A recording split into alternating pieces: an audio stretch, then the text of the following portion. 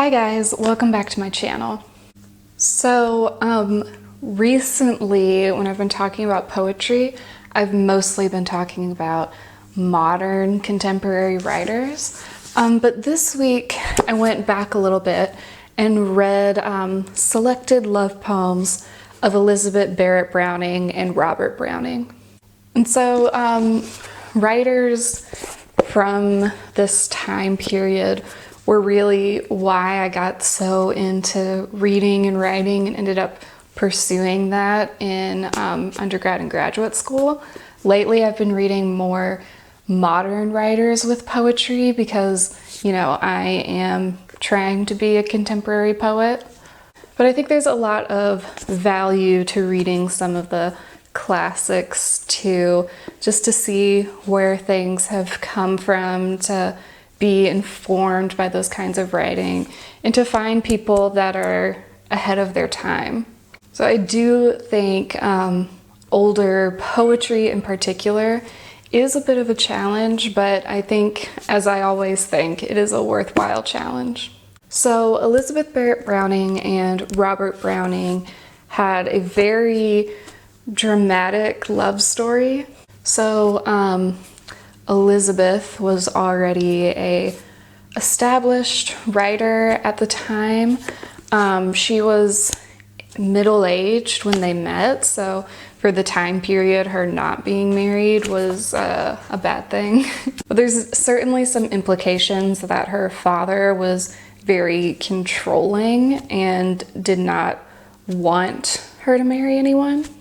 So it's hard to say exactly what her relationship with her father was, but it was certainly complicated. So when her and Robert Browning fell in love, he's a bit younger than her too.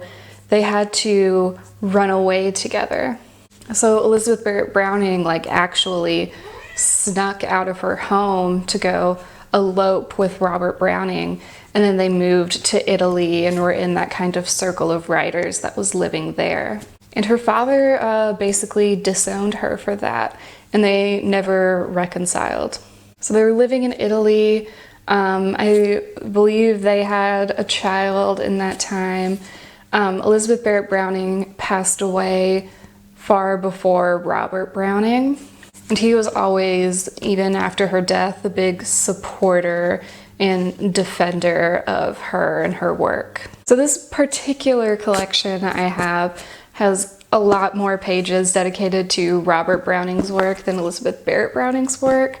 I mean, he lived longer, so he was producing more, probably. His poems tend to be longer.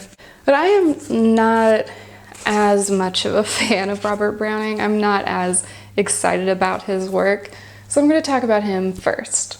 So I find Robert Browning to be very indicative of the time. I mean, his poetry feels very much of that era to me.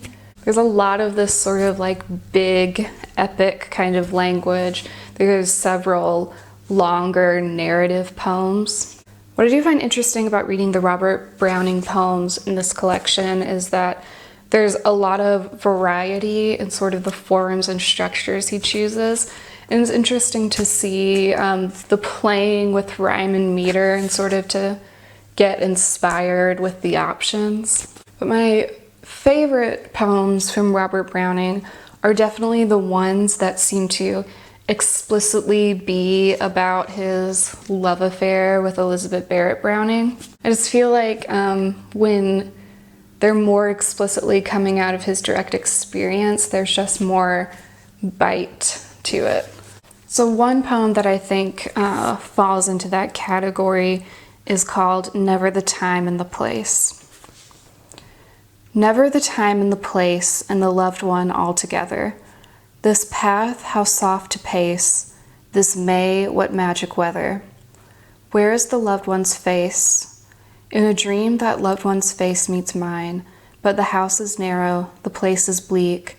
Where outside, rain and wind combine with a furtive ear, if I strive to speak, with a hostile eye at my flushing cheek, with a malice that marks each word, each sign.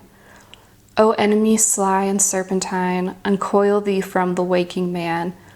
Do I hold the past, thus firm and fast, yet doubt if the future hold I can.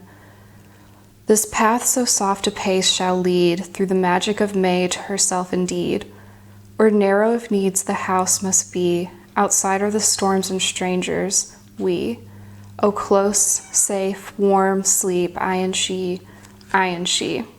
So that seems to me to be about the period in their lives where they were courting, but they hadn't yet run away together, so their time was very limited.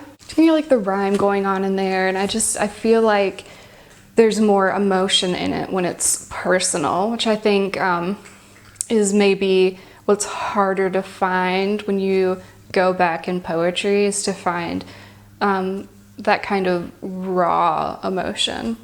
Robert Browning kind of gets there sometimes, but I feel like Elizabeth Barrett Browning really holds the crown for that. I do give Robert Browning a lot of credit for defending Elizabeth Barrett Browning's work after she had passed away, and he clearly loved her a lot. And I think he understood how superiorly talented she was based on these few lines from one of his poems. And yet thou art the nobler of us two. What dare I dream of that thou canst not do, outstripping my 10 small steps with one stride? So I certainly give him credit for seeing that. So for me and for my taste, Elizabeth Barrett Browning is a much better fit. And I have been a big fan of Elizabeth Barrett Browning's work for a really long time. I think back a few years ago, the first period where I was making some videos, I made one about her Aurora Leigh, which is like a novel, poem, epic kind of thing.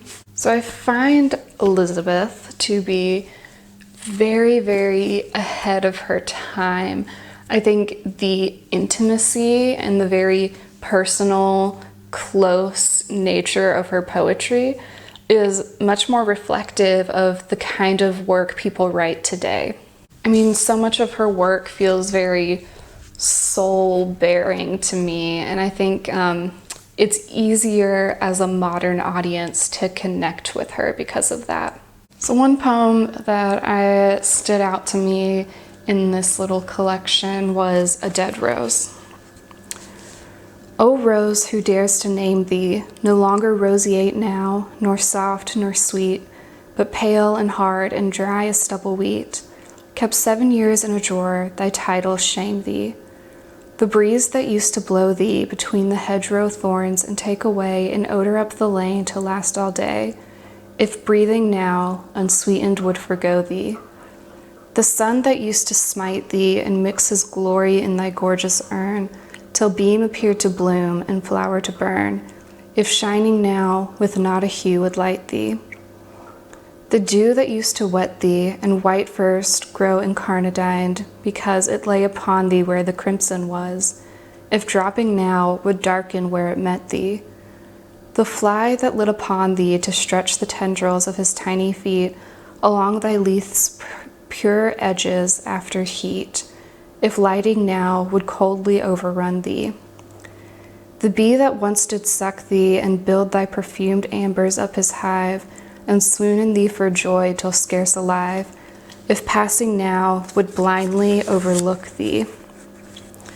The heart doth recognize thee, alone, alone. The hearth doth smell thee sweet, doth view thee fair, doth judge thee most complete, though seeing now those changes that disguise thee. Yes, and the heart doth owe thee more love, dead rose, than to such roses bold as Julia wears at dances, smiling cold, lie still upon this heart which breaks below thee. So I think there's a lot of beautiful imagery in there, and several of her poems kind of refer to her being past her youthful bloom and her being very aware that she's older than Robert Browning. She's sort of past the age in this time period where one is typically considered a beautiful bride. So I think, you know, the dead rose is herself in this situation, which is kind of sad. But in the end, it's like, well, the person who loves the rose still sees the beauty in it. So this collection also has within it the complete sonnets from the Portuguese. Sort of the little narrative given about sonnets from the Portuguese is that when they were in Italy, Elizabeth Barrett Browning and Robert Browning had separate rooms where they did all their writing. They didn't really work together. And then one day she handed him all of these sonnets that she had written. She said, just read these and just, you know, let me know what you think. And like just ran out of the room basically. And he read them and his conclusion was that nobody had written sonnets so well since Shakespeare. And so Elizabeth Barrett Browning really didn't want to publish them because they were very, very personal, like made pretty direct allusions to her love with Robert Browning and sort of the complicated way their relationship started and her troubled home life that she was living in before she ran away. And the work is very, very personal and exposes a lot of vulnerability. So Robert Browning and their friends convinced her that she needed to publish it. And so the title is kind of an inside joke and sort of a cover for it, saying Sonnets from the Portuguese, as if these were translations from other works. But of course it is very obvious and apparent for anyone who knows anything about her story that these are completely her words, her original work. And Sonnets from the Portuguese was definitely some of her most famous work. I think probably the poem that people would most quickly recognize, even without being in the poetry world, is How Do I Love Thee, Let Me Count the Ways. That came out of Sonnets from the Portuguese. So I want to read one that I particularly like from this that alludes to some of her history. Beloved, my beloved, when I think that thou wast in the world a year ago, what time I sat alone here in the snow and saw no footprint, heard the silence sink no moment at thy voice, but link by link went counting all my chains, as if that so they never could fall off at any blow struck by thy possible hand. Why thus I drink of life's great cup of wonder, wonderful never to feel thee thrill the day or night with personal act or speech, nor ever cull some prescience of thee with the blossoms white thou sawest growing. Atheists are as dull who cannot guess God's presence out of sight. So she's like reflecting back on the time before Robert Browning was in her life and her not even knowing that he would come into it and that kind of theme that she's working on.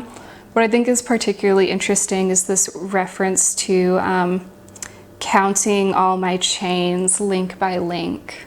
So that certainly implies something dark about her family life before Robert Browning came into her world.